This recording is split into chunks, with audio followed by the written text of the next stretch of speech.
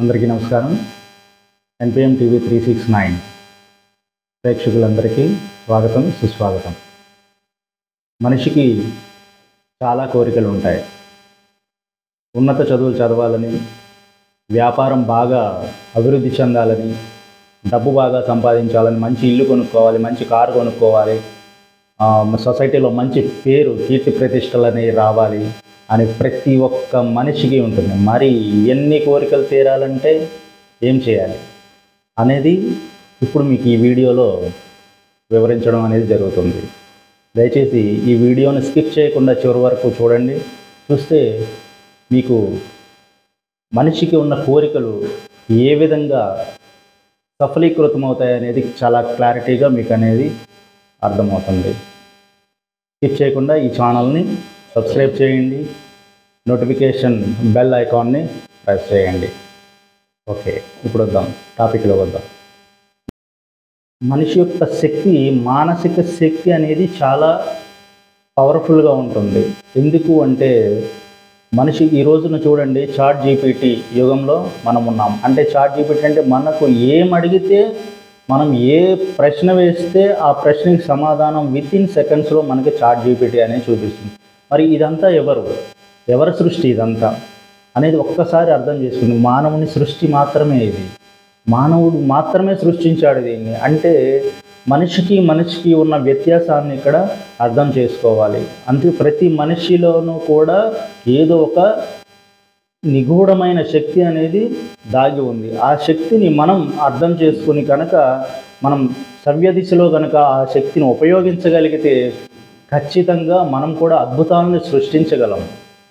Thomas Alva Edison అనే ఆయన చాలా ప్రయోగాలు చేశాడు. చాలా ప్రయోగాలు చేసి విద్యుత్ బల్బుని కనుగొన్నాడు. అందరికీ తెలిసిన విషయమే అది.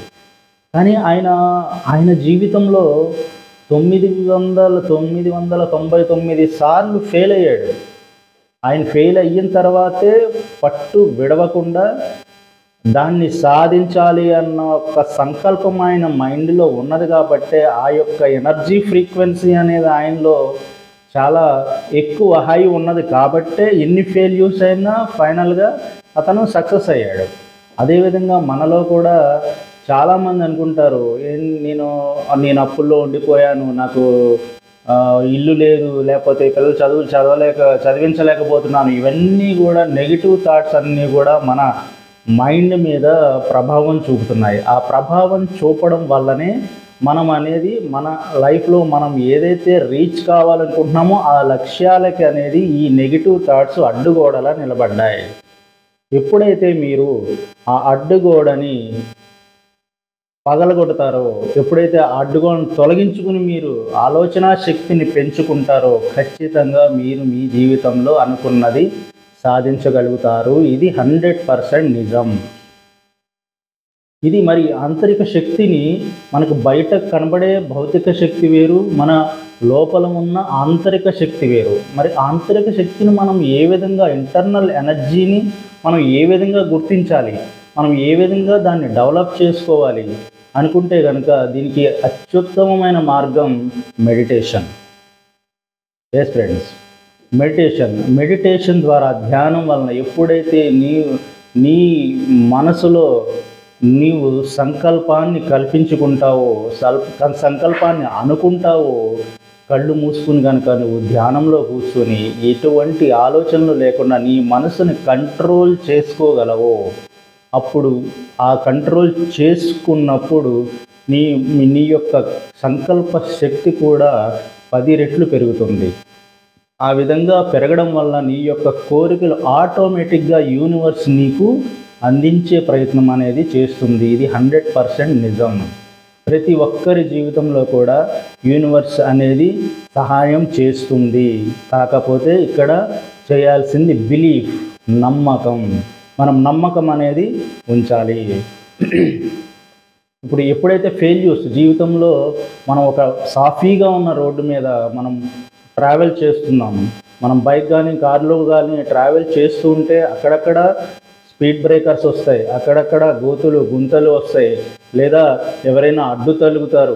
ఈ విధంగా ప్రతి ఒక్క జర్నీలో కూడా అడ్డంకులని వస్తూ ఉంటాయి. మరి ఈ అడ్డంకులన్నీ వచ్చినప్పుడు వాటిని మనం దాటుకుని వెళ్ళాలా, లేకపోతే అక్కడే ఆగిపోతున్నామా? లేదు కదా. మరి అలా దాటుకొని మనం ఒక జర్నీలోనే మనం దాటుకొని వెళ్ళాలి, మన గమ్యం అక్కడ ఉంది. సో ఎన్ని అడ్డంకులు వచ్చినా నేను వెళ్ళాలి అనుకుని నువ్వు వెళ్తున్నావు కదా రోజు. మరి నీ జీవితంలో వచ్చే అడ్డంకులకి ఎందుకు భయపడుతున్నావు? భయపడద్దు. ఎప్పుడైతే నువ్వు సంకల్ప శక్తిని గట్టిగా సంకల్పించుకుని ఏమైనా సరే, ఎన్ని కష్టాలు వచ్చినా సరే, నేను ఆ లక్ష్యాన్ని నేను చేరుకుంటాను అని యొక్క నీ సబ్కాన్షియస్ మైండ్లో కనుక నీకు ప్రింట్ చేసుకోగలిగితే ఆటోమేటిక్గా సక్సెస్ అనేది నీ వైపుకి దూసుకొస్తుంది. ఇది నిజం ఫ్రెండ్స్.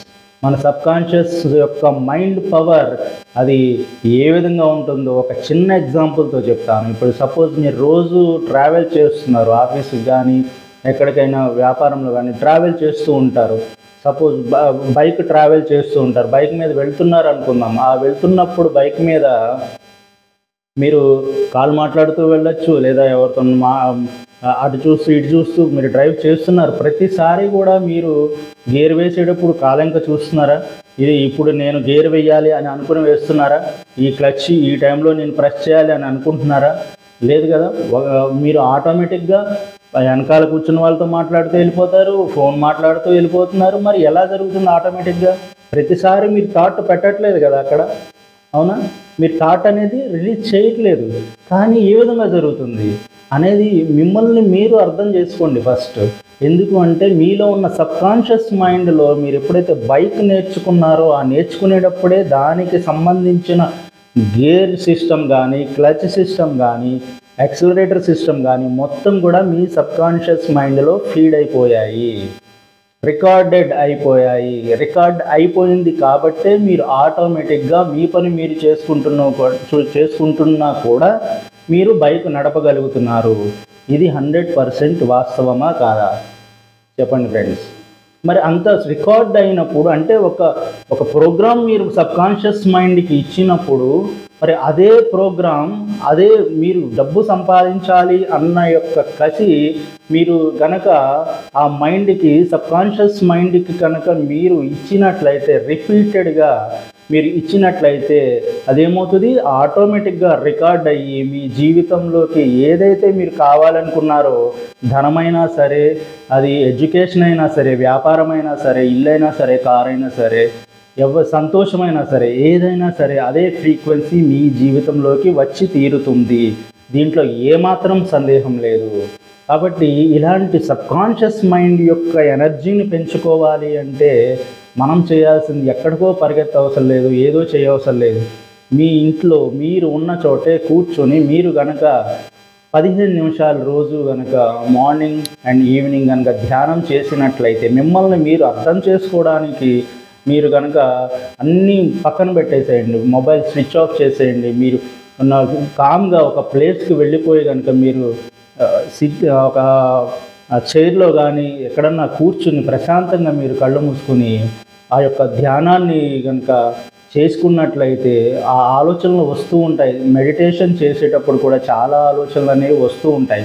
ఈ ఆ మెడిటేషన్ ఎలా చేయాలి అనేది మళ్ళీ నెక్స్ట్ వీడియోలో మీకు ఖచ్చితంగా నేను మీకు క్లియర్గా ఎక్స్ప్లెయిన్ చేస్తాను. ఈ మెడిటేషన్ వలన కలిగే లాభాలు కానీ దాని యొక్క ఫలితం ఏ విధంగా ఉంటుంది, మీ జీవితంలో మిరాకిల్స్ ఏ విధంగా జరుగుతున్నాయి, నిజంగా అలాంటి జరిగిన వారు ఉన్నారా అనేది కూడా నేను ఖచ్చితంగా మీకు నెక్స్ట్ నా వీడియోలో ఎక్స్ప్లెయిన్ చేస్తాను. డియర్ ఫ్రెండ్స్, మర్చిపోకండి. ఎందుకంటే ఈ ఛానల్ని మీరు సబ్స్క్రైబ్ చేసినట్లయితే మీకు మీ జీవితంలో కావలసిన ప్రతి ఒక్క విషయము మా యొక్క NPM TV 369 ఛానల్ ద్వారా మీకు అందచేయబడుతుంది. ఓకేనా ఫ్రెండ్స్? ప్రతి ఒక్కరూ కూడా ఈ యొక్క అవకాశాన్ని వినియోగించుకుంటారని ఆశిస్తూ నమస్కారం.